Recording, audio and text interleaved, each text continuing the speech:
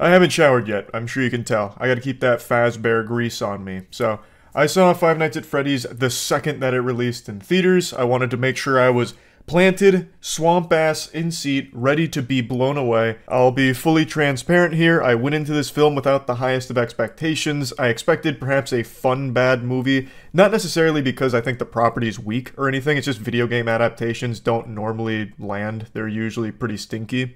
But I was hoping, you know, maybe I'd be pleasantly surprised.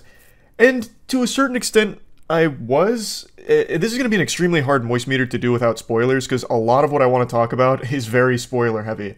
So, I'll go ahead and get this out of the way as well. I'm not the biggest Five Nights at Freddy's fan. I've played a handful of the games. Mainly, I speedrun Five Nights at Freddy's Security Breach. That's like my, you know, big venture into the franchise. I know enough about the lore to understand what was going to be going on here, as well as like the references and the characters and everything. And when I saw the film as flopping with critics, I kind of understood why, because it is a pretty deep, rich lore that I feel one movie isn't going to be able to do justice to get people brought into it.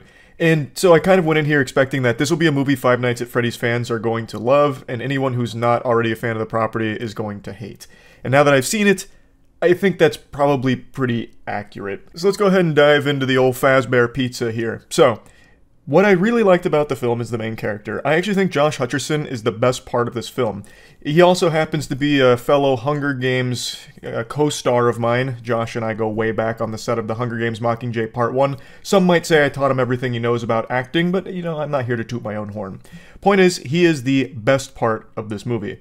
He plays a troubled man who watched his brother get kidnapped in front of him while he was a young boy, and he is still haunted by that memory to this day, all these years later. Every single night, he goes to bed to go to that point in time in his mind. He dreams that moment every single night because he believes somewhere deep in his psyche, he saw the person that kidnapped his brother and he wants to catch him. So he goes there, tries to get more clues to try and catch the person responsible for kidnapping his brother so many years ago. It's a really interesting concept, and it plays into the overarching plot pretty well. I would have liked it to have more of a role in how things pan out towards the end, but I'm still very satisfied with what they did with that. I think it's a really cool concept. Aside from that, everything plays out exactly how you expect it to if you're familiar with the games. Mike, the main character, gets a job as a security guard at Freddy Fazbear's place. It's actually kind of goofy how he gets there. He was a security guard at a mall beforehand, and then he saw someone that he believed was kidnapping a child, and he just beats the fucking daylights out of him in a fountain. Like, he tackles him into, like, a fountain, and just gives him knuckle sandwiches out the ass. He was feeding him more knuckle sandwich than Freddy Fazbear fed kids pizza. Like, this guy was going crazy on him, so Mike brutalizes the guy, which is never really touched on again, even though I feel like he would have been locked behind bars after that incident. It was a big misunderstanding. He wasn't actually kidnapping the kid, it was his dad. And then after that, he gets the job as the security guard. Now, the movie is absolutely at its best when it's at least trying to be a horror film. This is by far my biggest critique of it. There's only a handful of scenes that even attempt to do anything unnerving or tense or scary. Now, it's important to mention that if you're familiar with their games, then you know the backbone of the scares of Five Nights at Freddy's is jump scares. Would you believe me if I told you that there's almost no jump scares in this movie? I think there's only two. I think there's 2 jump scares in the entire runtime of this film, which blew me away, because I thought this would be like a completely unapologetic jump scare, like, bonanza. But it wasn't. And for the first time in history, I swear on a stack of Bibles, it actually was a detriment to not rely on jump scares, because that's what built the franchise in the first place. So I really think this is like one of the few movies that really could have benefited from having more of them. Now, ordinarily, I think that's extremely cheap for your scares, because usually I'd prefer if you'd try and actually build tension, be unnerving and all of that. And since they weren't using jump scares, they did try that, but it doesn't really work super well most of the time. So let me give you an example. A scene where a character's hiding in a closet and a light's flickering behind them. You can see an animatronic fucking rabbit giving it like some psychopath eyes, giving it the stink eye. And it becomes less tense and more silly. Because at its core, looking at animatronic animals being evil is a silly, wacky concept. So the tension building doesn't really work in the film. So I think this really would have benefited from just you know, playing it safe with jump scares. I think that would have been a little more effective. But even if it's not the best when it comes to frightening the audience, I still think it's at its best when it's at least trying to. And when it's doing that, it's very fun to watch. Like, the animatronics look amazing in this movie. The animatronics look spectacular. Like, I think they did a great job with Freddy and the gang. I really do. And there's a scene in particular where some rapscallions, some less than savory individuals break into the establishment to try and destroy it, just ruin it, even though it's already fucking disgusting. But they go in there to cause a ruckus. And the animatronics fight back. And it actually gets kind of gruesome at one point. Like, I was actually surprised. It's a PG-13 movie, but there's actually a couple scenes of gore, which I think is good. Like, I think it added to it. This movie was never going to be R in any universe. That would be extremely stupid. Five Nights at Freddy's is a property that's enjoyed primarily by the younger demographic, and you can't have an R-rated movie that kids can go to. So it was always going to be PG-13, but I am shocked at some of the stuff they put in here during some of these kills. I'm happy about it. But when they're not doing that, they're basically treating this movie like it's Five Nights at Freddy's fanfic that they found on Tumblr, complete with some cameos that drop their famous lines here and there, as well as like an entire sequence dedicated to Freddy and the squad building forts with Mike and his sister Abby and a cop named Vanessa. It becomes like a summer camp thing for a little bit. Like, they treat half of this movie like it's a fucking episode of the Rugrats sometimes. Like, it just feels like it clashes with the tone of the horror of Five Nights at Freddy's. Perhaps it's because I haven't played every Five Nights at Freddy's game and I'm not super deep in the lore. Like, I'm not like a lore historian on it. But for the film, I feel like it would have done better if they leaned more in on the unnerving aspects of it, as opposed to kind of making it a 50-50 thing where 50% of it is kind of bubbly and sweet, and the other half is the more horror stuff. But again, maybe that's just not me being, maybe that's me not being knowledgeable enough on how the property plays out in the lore. But those were my least favorite parts. And especially because I think a lot of times the writing gets very, very silly. So in that scene I mentioned about the fort building, the cop, Vanessa, is like, best day ever! Like, she's having so much fun. She loves being at Fazbear's place. She's loving that Mike and his sister Abby are getting along really well with Freddy and Bonnie and Foxy. Like, they're having so much fun, and she couldn't be more happy. But then Mike and Vanessa go to a broom closet, and Abby plays the guitar and kind of like shocks herself, which of course, you know, it's scary, and Mike freaks out and Vanessa freaks out, and then she immediately flips this switch where she's like, don't you ever come back here again, Mike. If I ever see Abby in this facility one more time, I'm going to shoot you. Like, she just directly threatens him, even though the cop Vanessa has been actively encouraging Mike and Abby to play with Freddy and the friends and like be part of the crew here and have fun. Then all of a sudden she's like, I'm gonna fucking shoot you if I catch you here again. Like, it just feels like there's scenes missing where it builds up to her like disdain for them being here, because like actually 30 seconds ago she had the biggest smile on her face, grinning ear to ear. So it just feels like maybe they knew where they needed to go but didn't know how to get there in a smooth manner. So sometimes it just fucking flips. And I think it's actually exclusive to the cop Vanessa, because her whole role in this film is kind of just to be the Five Nights at Freddy's wiki. She is basically just an exposition robot. She's not really so much a character in the film. She's more like a YouTuber who swoops in and wiggles their finger. Well, actually, Mike, did you know? And then goes into like this whole exposition, you know, dump on what's going on. So, like, it's no problem with the actress or anything. I actually think she did a fantastic job on screen. It's just, she was written to kind of only be here to be a savior out of nowhere to keep people alive if things get a little too hairy, or inform the audience of the overarching lore that's taking place, or what's actually happening here. So it just feels odd. Like, I wish they had done more with her, as opposed to just making her the Wikipedia page for Five Nights at Freddy's. She's not the only character that I feel is written kind of poorly. There's actually a couple that seem like they're only here to remind the audience that these animatronics can kill. So they're kind of there just to die and nothing else.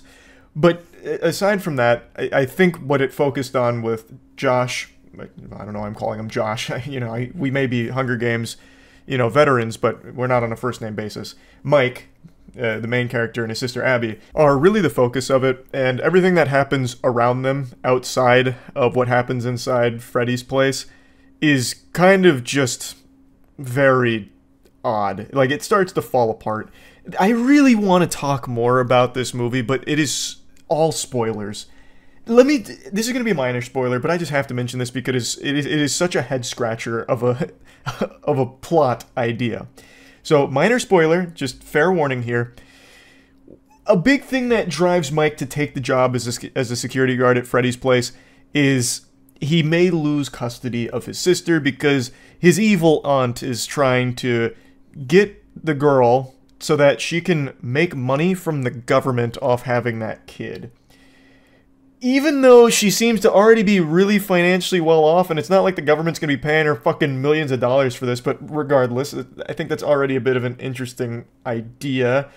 The way she goes about it is she wants Mike to die. Like, she even contemplates having him killed. All so that way she can take custody of the daughter to make, like, a monthly paycheck off having the kid or something like that. It's a really weird motivation, and it's not even really important to the plot. It's really just there because it gave Mike a reason to grab that job as a security officer. But aside from that, it's just kind of dumb and gets sidelined pretty quickly. She herself is also not really a character in this film. She's just here to be like a cartoonishly evil presence that kind of, haunts the place, basically. Where she's there and she's on screen to be hated, and that's it. I'll stop going into spoilers. There's a couple more things that I'd like to say, but that would be way too much in the spoiler territory. There are things I liked, there are things I didn't like. Overall, this is a film that I am confident most Five Nights at Freddy's fans are going to enjoy, and I'm also confident if you don't like Five Nights at Freddy's, this doesn't really have a whole lot for you to get you invested and make you a fan. Although I do think the concept with Mike and like going into the dream state to try and solve a kidnapping case is interesting enough that I think it might push people to at least check out Five Nights at Freddy's lore to some extent. And Five Nights at Freddy's lore is actually pretty fucking good. Like, it is pretty interesting. So, maybe that will be what happens. I also mention this because a lot of you saw the video. There was also a fight that broke out at the premiere of Five Nights at Freddy's. This is the last movie I would expect people to be throwing hands at, but I wanted to mention that. They're calling it the Fight of 87, which is a reference to Five Nights at Freddy's with the Bite of 87, where for some reason a bunch of people just started brawling in the theater on opening day for this movie. So, just wanted to toss that out there. I did see the video. Very, very wild. Anyway, plugging Five Nights at Freddy's movie into the moist meter, I'm going to give it a 45%. I think it is not a bad film, per se. I think there are bad moments, and I think there are things that weren't executed as well as they could have, but I do find it to be enjoyable enough that it was worth watching. When I initially left the theater, I was a lot less enthusiastic about it than I am now, mainly because there is just like a period of it where it just kind of becomes a slog to get through, and it clashes with what I think the tone probably wanted to go for. But looking back on it, I really did enjoy it with my friends. Like, we were talking to each other a little bit back and forth, whispering, of course, because we're not trying to disrupt the theater, about, like, how it ties into Five Nights at Freddy's lore. And then also, like, there were a couple scenes where, like, all fucking five of us, all at once, when it happened on screen, went like this and then like that, because it was so nonsensically dumb what just unfolded. So it was a fun experience that I did enjoy, even though overall I don't think it's an amazing adaptation for the property. I think it's good enough that fans are going to be satisfied, but I don't think it's strong enough to stand on its own 2 feet where people that aren't already invested are going to get invested. I think they're going to maybe leave a bit disappointed. But anyway, that's really about it. See ya. Initiating moisture.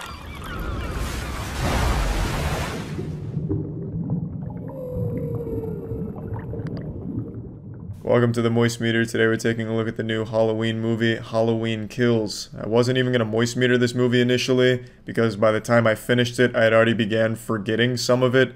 It was just a really underwhelming movie. But I decided that it was probably worth talking about because I find it so underwhelming. Let me just start with the good things here. Best things about this movie are just when they're doing mindless killing, Like, they very much seem self-aware of how goofy and over-the-top their shit is, that it becomes enjoyable. I can really appreciate a bad, good movie, and I really think a lot of times this leans hard into bad, good. For example, there's a character that comes at Michael Myers with a pistol, and they do that same cliche shit they do in every action movie where someone with a gun for some reason tries to shove it up their fucking butthole and shoot them instead of just like stand back a little bit and start shooting. So they go up in like fucking slapping range there with their pistol, and Michael Myers just kicks a car door at them. It hits the gun and they shoot themselves in the fucking face and blow out their brains. Like, it's really goofy. And there's a part where someone's trying to strangle Michael Myers with a Halloween plastic stethoscope. Like an Easy Bake Oven stethoscope thing, you know, like that kind of children's toy, and then he gets stabbed in the eye. Like, it's very goofy, and that's when it's at its best. But it also tries to deliver a message and utterly fails. So it tries to bring home this idea like mob mentality is bad, but it's shit at doing that. So really, to me, the only like redeeming thing about Halloween Kills is when Michael Myers is just mindlessly killing people for no reason all the time. The majority of the movie is spent with those kills. So if that's what you care about, like just a bunch of fucking gore and violence and shit, you will be very happy with this movie, I imagine.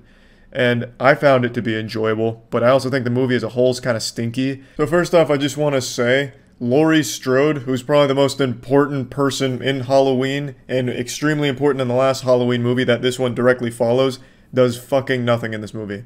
Quite literally, she does nothing. She just lays in a hospital bed, talking about how much pain she's in. I mean, yeah, she got stabbed and everything, so obviously she's gonna be in pain, but she does fucking nothing. At all. The closest thing she comes to contributing anything to this movie is she knees a random extra in the stomach. Like, there's a doctor running by and Laurie just grabs him and knees him. And then she's like, ow, my stab wound opened, this was a bad idea, and starts rolling around on the floor screaming. That's like it. And then she gives a monologue about fear. And that's all she does. So I think it's really stupid that they would sideline like the most important character here and instead follow the dumbest characters so far. So like I said, the message is mob mentality's bad.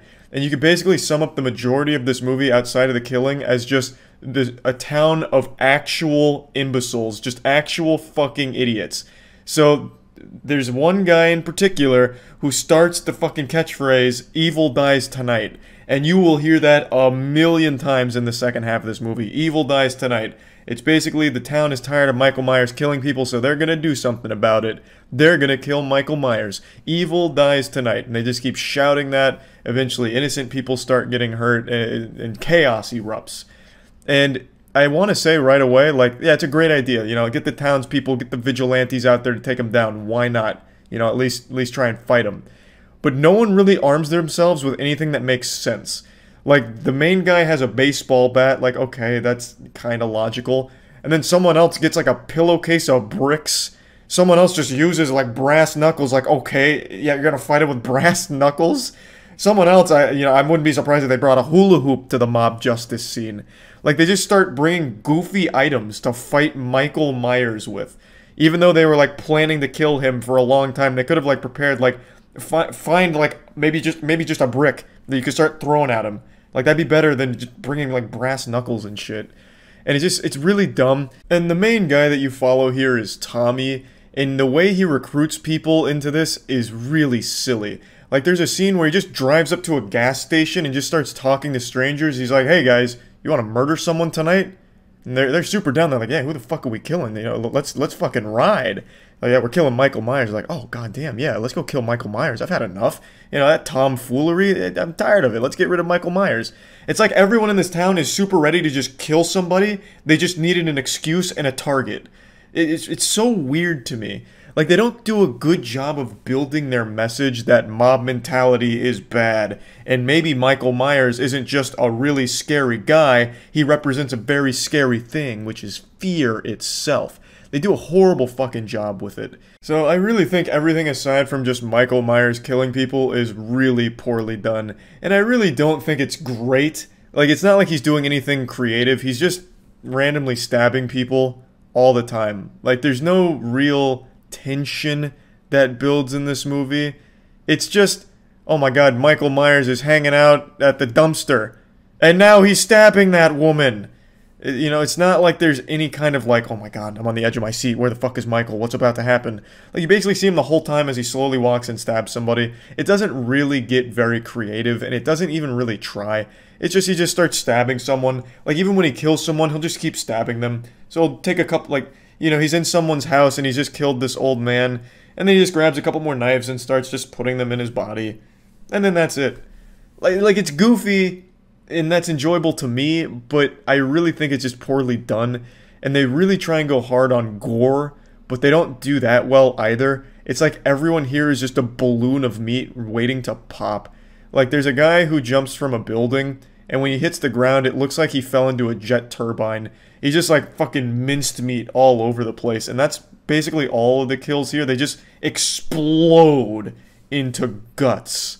Like, off of anything. If he's strangling someone, they just fucking explode.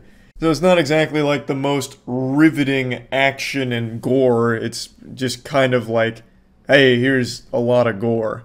And like I said, I enjoyed it, but I also don't think like it's super well done either. And I feel like this movie has no payoff at all. Like, it is so desperate to be unpredictable that it becomes, I guess unpredictable is the wrong word. I'm not trying to spoil anything, but this movie has no payoff. You go on this adventure and you get nothing out of it except for like some goofy kills and some silly moments. But I don't really think you walk away like overly impressed with the movie either. I liked 2018's Halloween movie. I had a good time with that one. I thought that did some like fun stuff. And again, I don't think it's a perfect movie or anything like that, and I still think the original Halloweens are better. But this one I just feels not great. Like, it's really not. It's a pretty underwhelming movie with really stupid characters. And so let's just plug this into the moist meter. I'm giving Halloween Kills a 40%. I've been pretty harsh on the movie, but like I said, overall I did enjoy it because most of it is spent with Michael Myers just going on a killing spree, and I think Michael Myers is a cool character. I don't think he's as cool in this movie as he has been in other ones, and I think they actually do a disservice to the Michael Myers character by the end of it. But I still did enjoy watching Michael Myers be menacing, and like the things that he does along the way were entertaining. So overall, I wasn't like completely like this was a waste of my time, but I also wasn't super happy that I spent an hour 45 watching it either. So yeah, that's about it. See ya. Initiating moisture.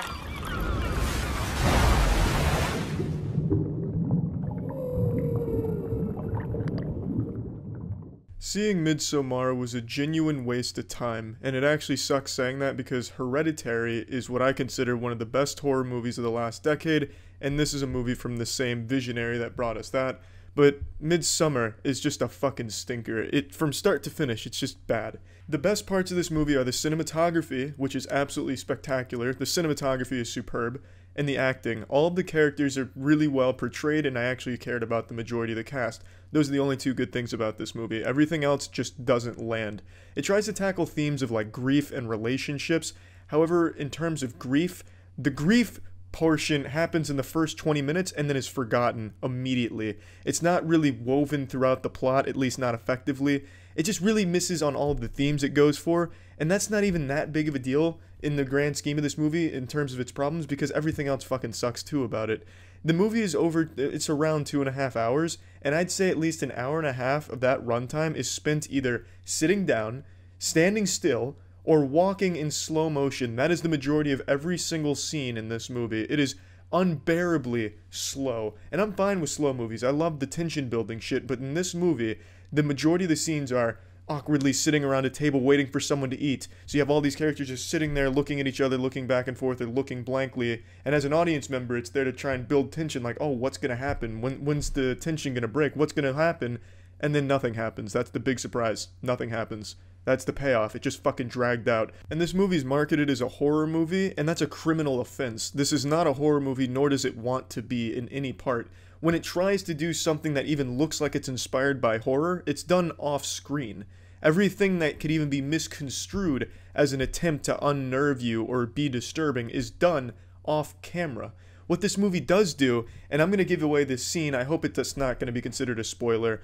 What this movie does do is make you laugh at how bad its attempts at unnerving you are. The last 30 minutes, maybe even 40 minutes, no exaggeration, were spent in tears of laughter from my audience at the movie theater. I was laughing pretty fucking hard too. Let me paint the scene for you, a scene from the last 30 or 40 minutes. There's two people having sex.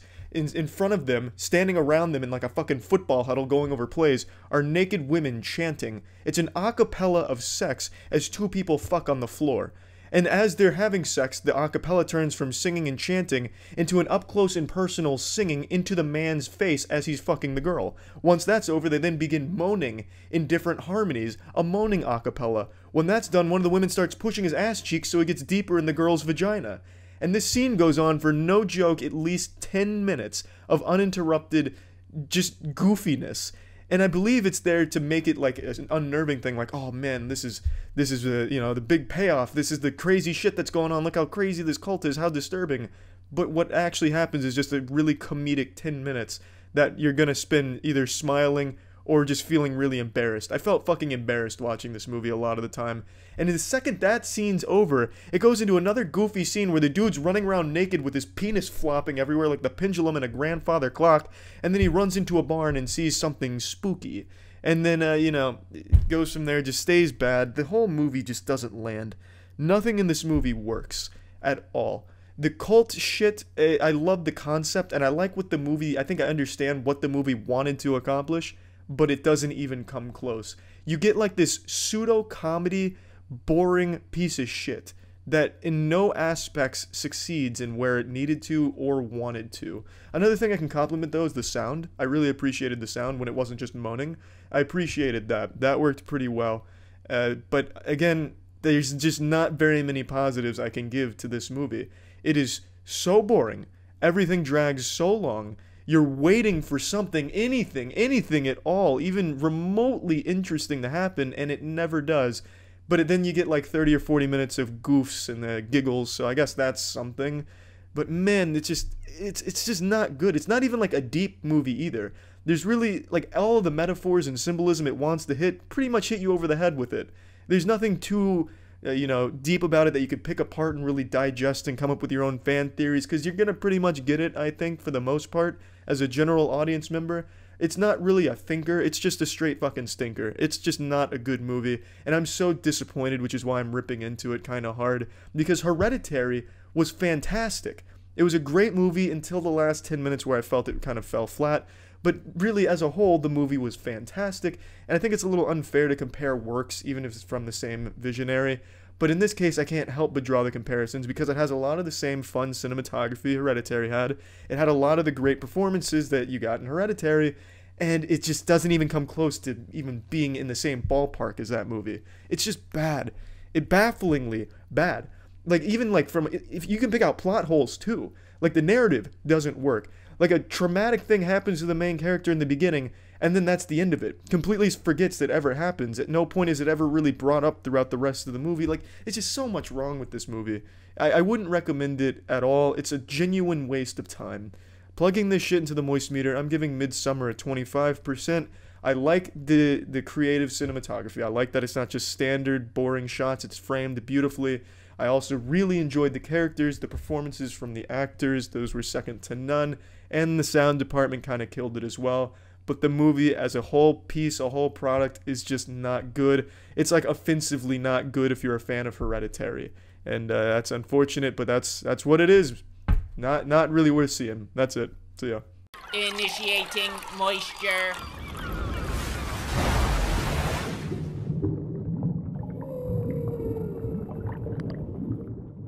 Yeah, Ma's not a good horror movie. I don't even know if it's supposed to be a horror movie. It's more of like a character-focused drama movie, which it also fails at executing well.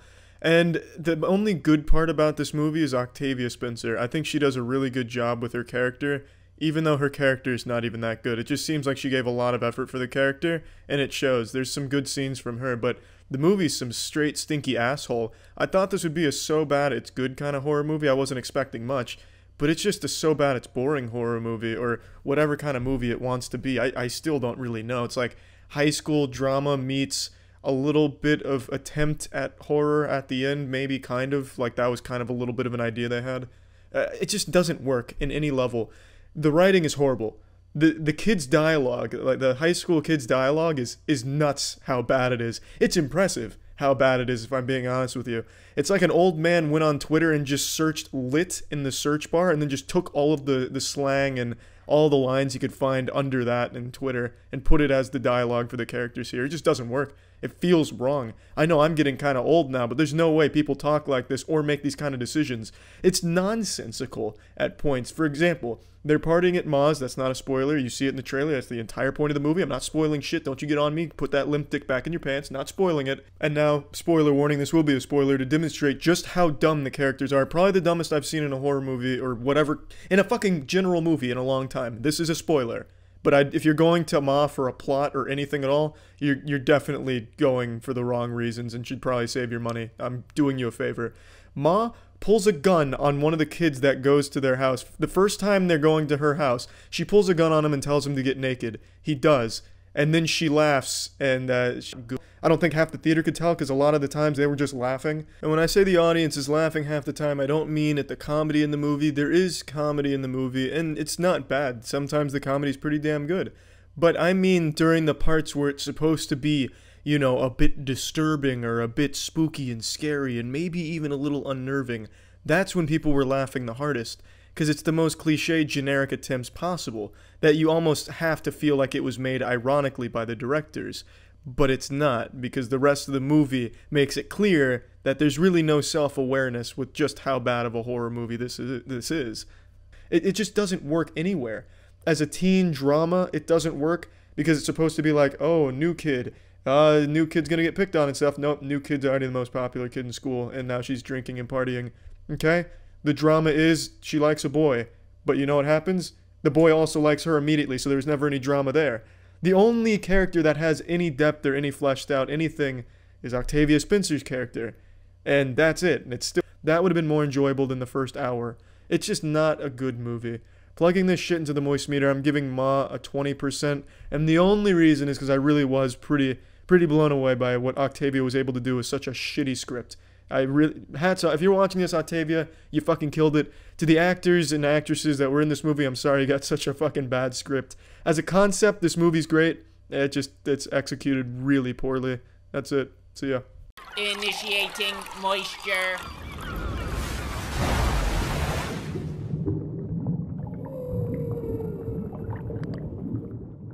Welcome to the Moist Meter. Today we're looking at Brightburn. That's the evil Superman movie. I fucking love that concept. An evil Superman movie that's R-rated and ultra-violent and gory. And this movie really delivers on that front. This movie does not pull any punches. It's about child Superman becoming evil and just murdering anyone at all. Just becoming this cartoonishly evil character using his incredible godlike powers to just annihilate human beings. And when I say annihilate, I mean that in the most literal definition of that word. This kid does not hold back. There's a fucking scene where he causes a man to explode as if he just swallowed 10 drums of gasoline and then stuck a match up his asshole. It's just this huge, bloody, gory explosion, skin, guts, intestines flying all over the place. And there's just so many of these, like, unnerving, gory moments.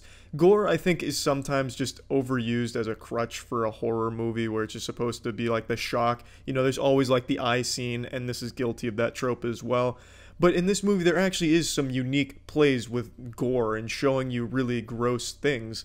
And I didn't expect that because the lead is a kid. It's child Superman, but evil child Superman. His costume makes him look like Quail Man from Doug. It's a goofy costume, but it works pretty well. My biggest complaint about the movie is that the horror aspects of it don't really work. Its jump scares are predictable, not effective, and it doesn't build tension very well. The movie's at its best when it's just showing this kid toying with his victims and then killing them. The story isn't that great either. There's not a whole lot of depth to any of the characters except for the parents. The parents do a great job. I think they were strong characters, but the kid has really no development or anything at all. He's just a very two-dimensional character. One second he's a normal kid who, just standard human being, and the next second he's an evil superpowered guy because he had a dream where he was super powerful and now he wants to take over the world. And there's really no development, there's no conflict, there's never a battle within himself like, hey, I used to be a kid that loved his parents, now I'm evil, maybe I should think about this. There's never any of that until the end of the movie. He has a moment of self-reflection, but it's kind of shitty and ham-fisted because throughout the entire movie, they showed none of that. He didn't do anything that even resembled doing something good. It was all just the most evil path he could have taken.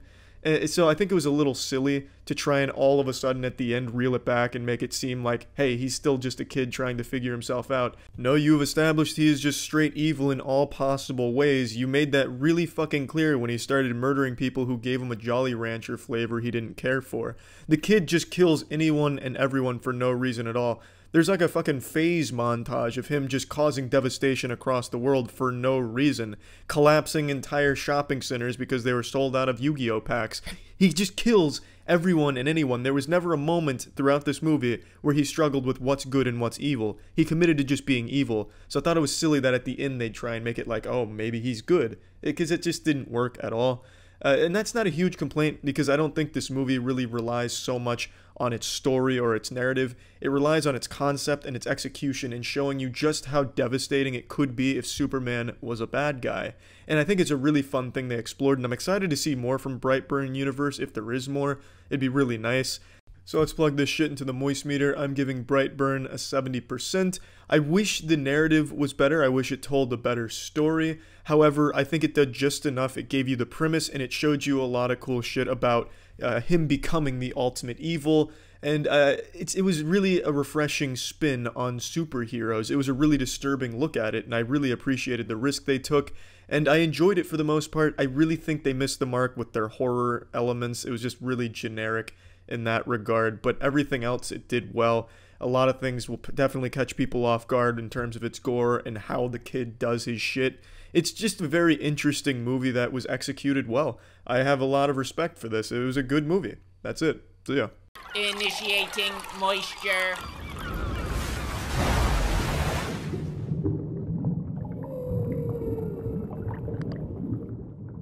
The curse of La Llorona suffers from its own curse, the curse of shitty horror movies that still get pumped out. This shit's super generic, super cliche, except the writing is even worse than modern horror movie standards. You know how people complain about dumb decisions and nonsensical shit the characters do in horror movies? This amplifies that to like level 100. This shit is the final boss of bad horror movie character decisions and writing. The movie's not good, and surprisingly to me it takes place in the Conjuring universe, which has become a universe of pure mediocrity. So this fits right at home in there, definitely towards the bottom even of that shit ladder. But other than that, the only thing I can say about this movie that's almost a positive is there's a couple of scenes in here that do a good job of building tension up to a jump scare. And I also respect that it's unapologetic in how lame of a horror movie it is by only using jump scares for its horror. The movie has more jump scares than any horror movie I've ever seen, and to a certain degree I respect that shamelessness. You know, sometimes horror movies try to make an actual scary movie with shit that doesn't need jump scares, try and build tension properly, or try and, build a world that's scary. This director says, suck my fucking asshole, I'm just going to use jump scares, and that's what he does. And sometimes the jump scares weren't bad. I mean, all jump scares are pretty much the same, it's just a loud noise, but they weren't like horrible. There's so fucking many of them, a couple of them are going to land. That's about the only thing that I can even kind of give as a positive, but most people don't even like jump scares in horror movies because it's so tired and overused. Speaking of overused, this movie does that whole flying around thing when they're getting possessed. That makes the theater laugh every time. I don't know why horror movies still have a character flying off screen, getting yanked off screen. It's goofy to look at. It looks like some Scooby-Doo shit. Hereditary did it too, and everyone laughed at it. To give you an example of why I think the writing's so shitty and why I think the character decisions make even less sense than most horror movies, that for some reason when La Llorona... So why the fuck wouldn't you say a stranger's grabbing you trying to diddle your cock or something? It makes no sense, and I absolutely hate that cliche. They bring in Tuco from Breaking Bad, as the super villain annihilator, the Avengers of religion. So he comes and he gets rid of La Llorona for them by stabbing her with the cross. Spoiler alert. I mean, the Conjuring series, the universe, always has the exact same ending where they confront the demon in a 1v1 sniper battle on Rust, and then they end it by doing either some type of stabbing with the crucifix or saying the demon's name. It's dumb every time. And this one's still dumb. It's a shitty movie, bad horror movie. Let's plug this shit into the moist meter. The Curse of La Llorona gets a 15%. Yeah, that's it. See ya. Initiating moisture.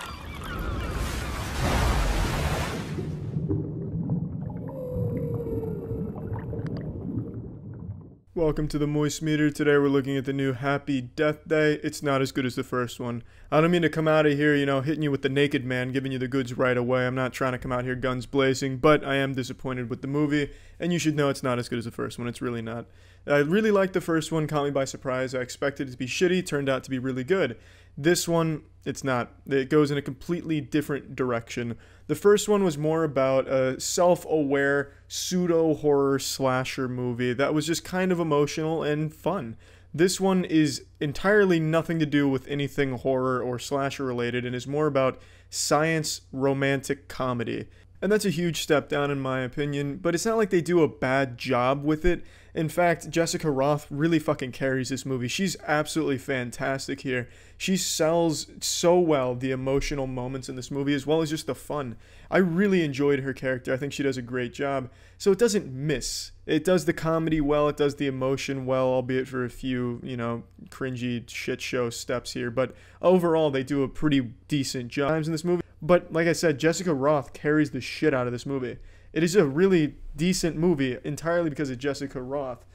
I wouldn't consider this a bad movie. I wouldn't. It does romance, it does comedy well, but it just is a lot worse than the first one. And there's a ton of plot holes here that I don't think anyone's going to really care about going into a movie like this. But if you've seen the first one and you like the first one, I can't imagine you'll like the direction it takes here.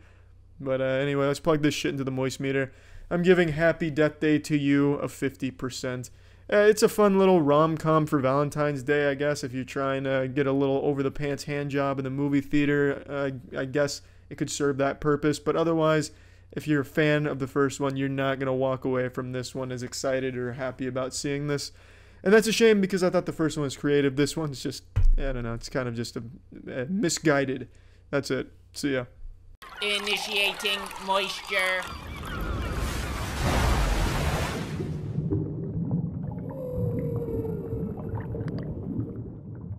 Modern horror movies suck shit, but they're always entertaining to watch in my opinion. Welcome to the Moist Meter. Today we're looking at the Prodigy, the latest modern horror movie. This one's actually not nearly as bad as most of the other big ones. This movie is two movies, in my opinion. There's a good horror movie, which is the first half of the movie, and then there's a generic shit show horror movie, which is the second half of the movie. The premise is super interesting. A boy gets an unwanted reincarnated visitor inside his mind, and then he has to battle to control the body. And the parents have to decide whether or not that's their son or a serial killer that's inhabiting his body. It's a really interesting premise. I really enjoy the premise, and I really like the first half of this movie. It does a great job of building some tension. It pulls no punches. It gets creepy. It seems very mean-spirited. And then the second half is, wow, look at everything we took from every other horror movie of the last 20 years that you guys don't like. You guys aren't happy about that? What do you mean? The movie fucking sucks in the second half. I'm just going to get that out of the way. But in the first half, it uses some genuinely creepy moments, some good tension-building moments.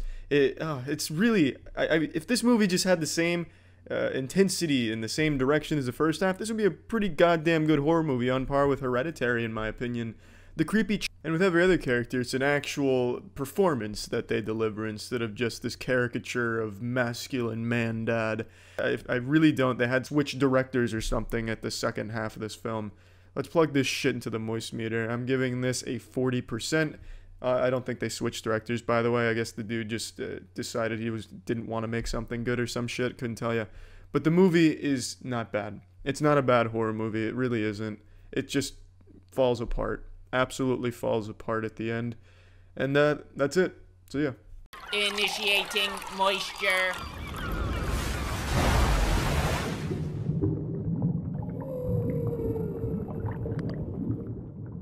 Welcome to the Moist Meter. Let's talk about The Nun, which is the newest entry into the Conjuring cinematic universe, spectacle, whatever the fuck bullshittery they're trying to pull there, kind of like Marvel. In theory, I like the idea of a horror franchise all having interconnecting plots leading to a bigger overall showdown like the Avengers stuff. However, since the Conjuring movies aren't that great, it's very underwhelming. It'd be like as if the Emoji movie spawned a cinematic universe type deal too. It's just pretty fucking shitty, and The Nun is no exception, except The Nun is by far the worst of the entire franchise. I mean, I don't even know where to start. It seems like every single horror movie recently has been filmed by the same guy who just keeps reusing the same shots and the same... It's like the director of The Nun was just copying the homework of every other horror movie director that is also as bad as he is, and didn't change any of the work really. He just put his own spin on it with the bad things being nuns of a video game, and the plot is he was summoning something, holy hand grenade, blood of Christ, banished him back to hell. That's an actual plot point in this movie. It's so fucking dumb. It's awful. The movie's laughable. It's not a good horror movie at all. It's not even a good movie at all. It's as generic as it could possibly be, but not even like fiddle his dick or something off to the side so then they have a chance to do something. Also, the priest in this movie, who's supposed to be like this elite Vatican operative to banish demons like a motherfucker, like the Jason Bourne of demon banishing, he does nothing. He's just a perpetual damsel in distress who contributes nothing to the movie. So I'm not even going to bother trying to fish for those because they're nitpicky compliments, like a couple things I liked in terms of this setting. But let's just go ahead and plug this shit into the Moist Meter. I'm giving The Nun 25%. It's, you know, it's a shit-ass horror movie, as generic as they get. I actually thought some of the other entries into the Conjuring universe weren't that bad. Especially the first Conjuring. I like the first Conjuring a lot. And Annabelle Creation I thought was strong too. But overall, it's just a really weak franchise. And this is by far the weakest one they've thrown into the melting pot of shitty horror here. That's it. See ya. Initiating moisture.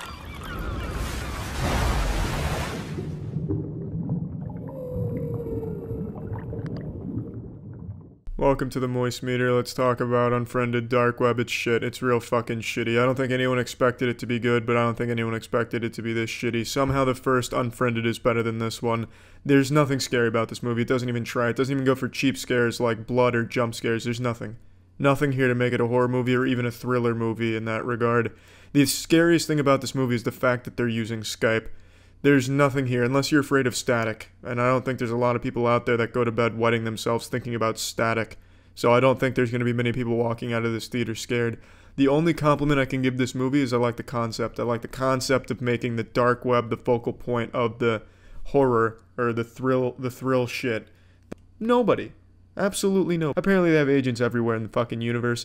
It's dumb. Fuck, it's dumb. Shit, it's really dumb. Let's plug it into the Moist Meter. I'm giving it a 20% because I like the concept, and there was one cool death with the police being used as the executioners. That's it. Unfriended Dark Web, it's not good.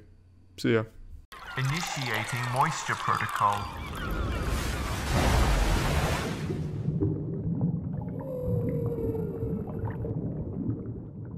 Welcome to the Moist Meter. I saw Truth or Dare a couple days ago, and I've been debating with myself whether or not to even give a score to this pile of shit. Do I bring the Moist Meter down low enough to even give this movie a percentage on the Moist Meter? It'd be a blemish on the perfect, pristine reputation of the Moist Meter. If the Moist Meter is a diamond ring, Truth or Dare is a pile of dog shit that's been run over by a lawnmower. But today I decided, you know what? People need to know. So let's go ahead and begin. The movie's... it's bad. I mean, it's a real stinker. It's a real stinky duty. It's just not good. So the plot is as follows. Some college kids go to Mexico for spring break, and after partying at a bar, they meet a stranger who invites them to hike 5 miles up to an abandoned church to party, and they play a game of Truth or Dare, and the game gets possessed by a demon. Start to finish, there's just nothing redeeming about this movie. I mean, there's really not. Let's go ahead and pop this shit into the Moist Meter. I'm giving it a 15%. I think that's about what it deserves. I think it's even a little on the high side. But I'm going to give it a 15% because at points it is a so bad it's good movie. There's points here where they treat the audience like they're genuinely fucking stupid and don't understand how the world works, where they say, oh, we need to find this guy who understands the curse. Can we Google him? Oh, I found his Facebook. Let's message him on Facebook. That'll work. And it does work. Yeah, the movie fucking sucks. Really, by all possible measurements, it's just a bad movie. It's like NCIS wrote a horror movie, kinda, at least in terms of technology here. It's just fucking shitty. That's it. So yeah. Initiating moisture.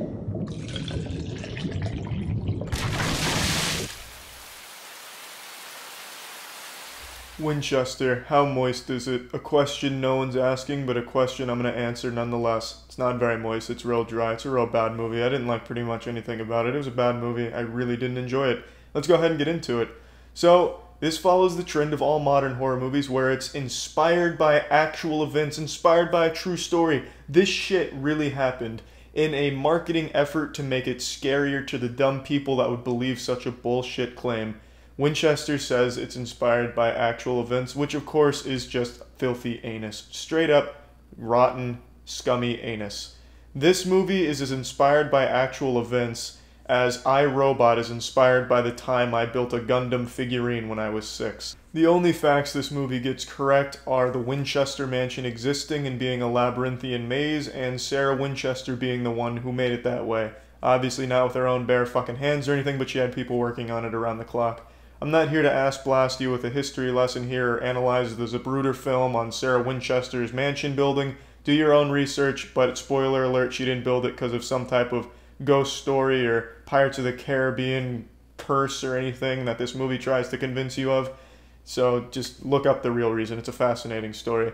Let's get to the movie though. Only thing I liked about this movie is the setting. The Winchester mansion served as a really cool set piece, and I thought they did a great job with that. It just had a certain charm to it, and there was a lot they could have done with it. There was so much potential of using the Winchester mansion, but they clearly didn't utilize it to its fullest by just having doors slammed shut like Scooby-Doo. It's fucking dumb. The movie relies entirely on jump scares to scare you. 100%. There's one scene where there's 3 back-to-back-to-back-to-back jump scares. It was silly, but that was actually probably my favorite part of the movie. I actually would encourage a horror director that wants to make an over-reliance on jump scares to double down on it and make everything all about a jump scare. This movie was super close. It ticked all the boxes on jump scares, how to do them, what to do with them. Every time you expected a jump scare to be there, there was a jump scare there. Every jump scare you've ever seen in a horror movie was likely replicated in this movie, but they started to drift away from that in the second act and try to make it a more story-driven or message-driven piece, and it just really fell apart. And it ends with a fucking shootout with a ghost. So I'm not trying to spoil this movie for all enthusiasts out there excited to see Winchester, all for you. But towards the end of the movie, the main character gets in a literal shootout with a ghost. It was very silly. Very, very silly. Like, that's some shit you'd see on some Saturday morning cartoons in the 90s. But that's how it ends. More complaints I have that I could pick apart this movie all night and day, but I'm not going to. Every problem that most people have with modern horror movies is in this movie. They don't do anything well other than have a cool setting. The acting, I will say, that was pretty decent across the board. They really sold their shitty characters, which is impressive. But there's just nothing here. There's no real mystery. There's just no real substance. It's a boring horror movie, which is surprising because everything was supposed to be about jump scares, and they still somehow made that boring. At no point was anyone on the edge of their seat. I went to this movie on opening night, and there was only about 8 other people in the theater, so no one really cares about this movie, but I'm still going to moist meter it anyway because it was a bad movie, and I think people should at least be aware.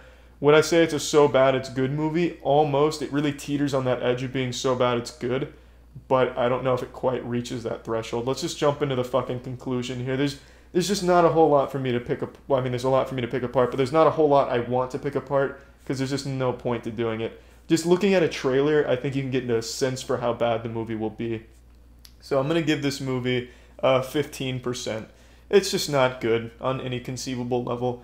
The only thing good about it is, I guess, the acting and really just the setting. But it's more disappointing that they had such a great setting because of how bad the movie turned out. So that's it. Yeah. So yeah. Initiating moisture.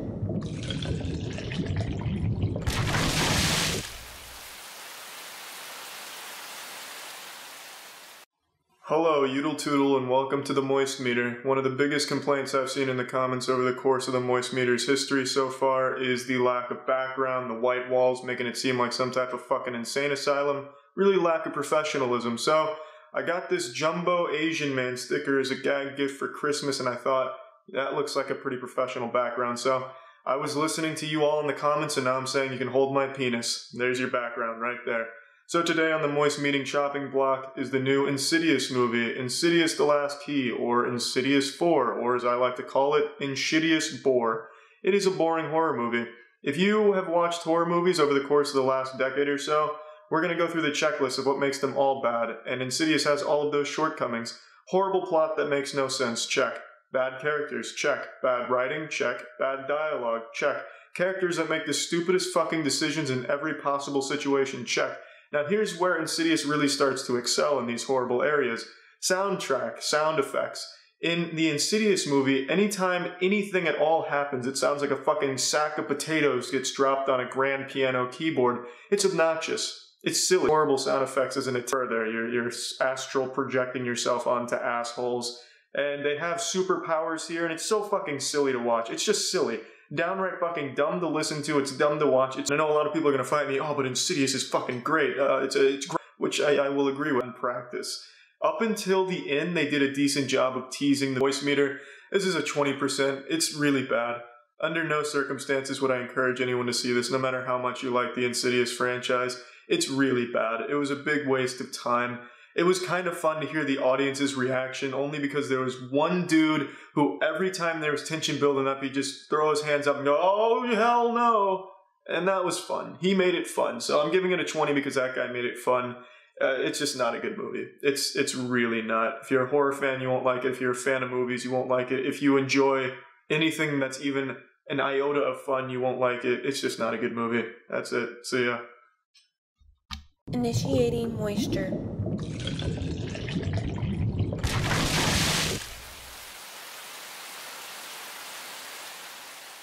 Moist meter, Jigsaw.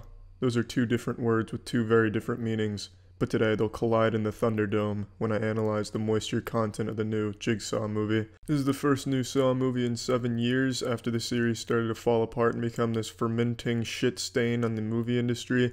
Used to have yearly releases of Saw, kind of like Call of Duty, with about the same amount of quality, and they decided to take a 7-year hiatus, but have they learned anything with this new entry?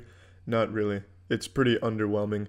So the biggest problem is it's full of plot holes. There's plot holes out the asshole in this movie. Also, you just have to accept that Jigsaw is omniscient. He knows everything. He's like Santa Claus. He's made a list. He checks it twice. He knows who's naughty or nice. He knows everything you've done. He knows every time you've jerked off. He knows where you've hid your cum. He knows it all, and he'll use it against you. It's kind of reaching with how much knowledge he has. It's pretty unrealistic. But I guess the series doesn't really go for something super realistic, which is excusable. Another major complaint I have about this movie is it's the same one I had about the new Death Note movie. Everyone is like a balloon of meat that's just one small inconvenience away from popping in a gory explosion. If somebody accidentally gets a toothpick in their hand, their whole hand's coming right the fuck off. It's just laughable at points, especially at one scene in the movie where two cars collide and the second there's an impact, they both explode in an extravagant explosion like someone dropped a fucking nuke on them. It's just laughable. I'd already mentioned the plot holes, and I need to re-mention that because there's a lot of fucking plot holes here. And the story, it's pretty decent, actually. I think the story itself is pretty interesting, and the twists at the end are not bad. Some of them you can kind of see coming, but it leaves so many questions that you're just not going to get an answer to and just have to accept they forgot about it. And that's your answer. They just forgot, and they don't have an answer for you. The games are also pretty underwhelming. There's nothing too unique about the games. They've also toned down the gore a lot, for better or for worse, but the games are the biggest problem with it. It's just not very interesting. The games kind of fucking suck in my opinion. There's also some bad CG that's thrown in there that'll immediately take you right out of it. And really, while I do think the plot is decent, it's nothing the Saw movies haven't done before. It's kind of a combined plot from two different Saw movies. I don't want to say which two because then you'll immediately guess what's going on in this movie, but it's nothing new. It's just done decently, but with a ton of fucking plot holes. I can't make that point enough. There is a lot of plot holes in this movie. Is it worth seeing? I don't know. If you're a fan of the Saw movies, you probably won't like this. If you don't like the Saw movies, but you like horror movies, and it's not really much of a horror movie, you might like this. I mean, there's really not a whole lot else to say, so I want to play a game where we analyze the moisture content of this movie by popping it in the state-of-the-art moist meter. It's a 30%. It's an alright movie. I think there's some redeeming qualities of it, and it definitely changes a little bit from the Saw series with the tone and the visuals, but nothing too exciting that's gonna make you jump onto your seat and put pee-pee in your trousers while applauding the movie for doing something so new and great. It's an alright movie. It's a Saw movie. You get kind of what you expect, but a lot less of it. That's about it. See ya. Initiating moisture.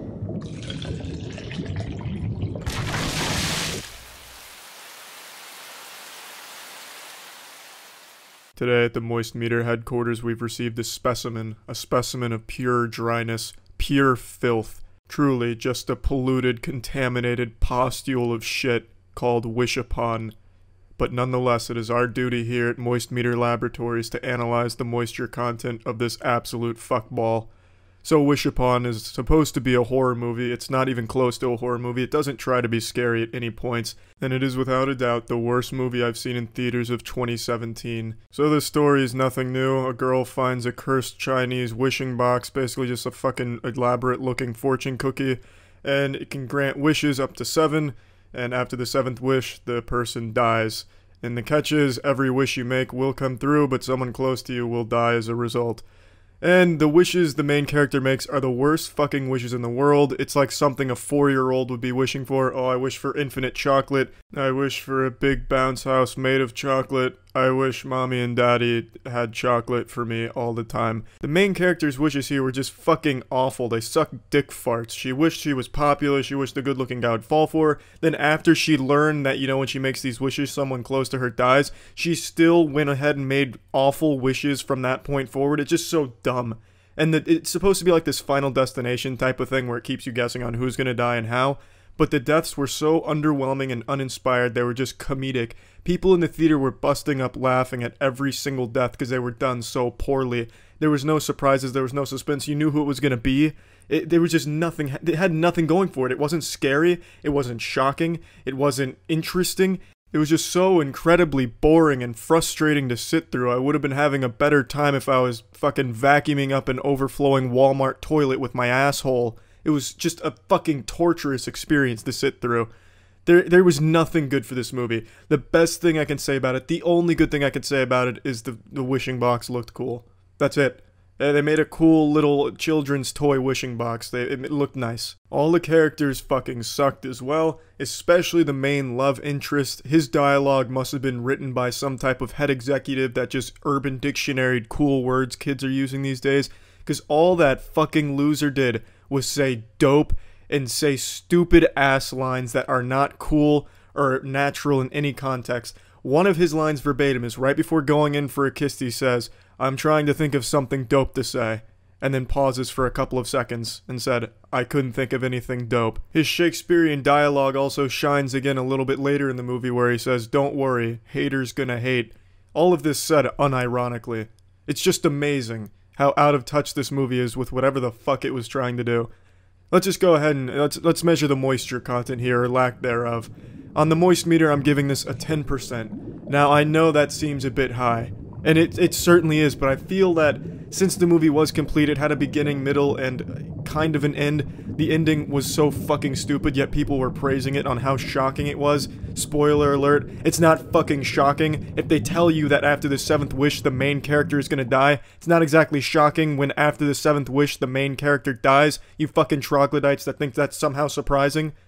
But the reason I'm giving it a 10%, back to the point, is at least it was complete and delivered an experience to theaters, albeit a very negative one. I feel like the proceeds for every ticket sold to this movie, all of that money should at least go to some type of homeless shelter or something, just so that way something good comes out of this movie's creation, because there's no entertainment to be derived here. It's not so bad it's good. It's such a chore to sit through. It's a fucking spiked baseball bat going in your urethra for an hour and a half.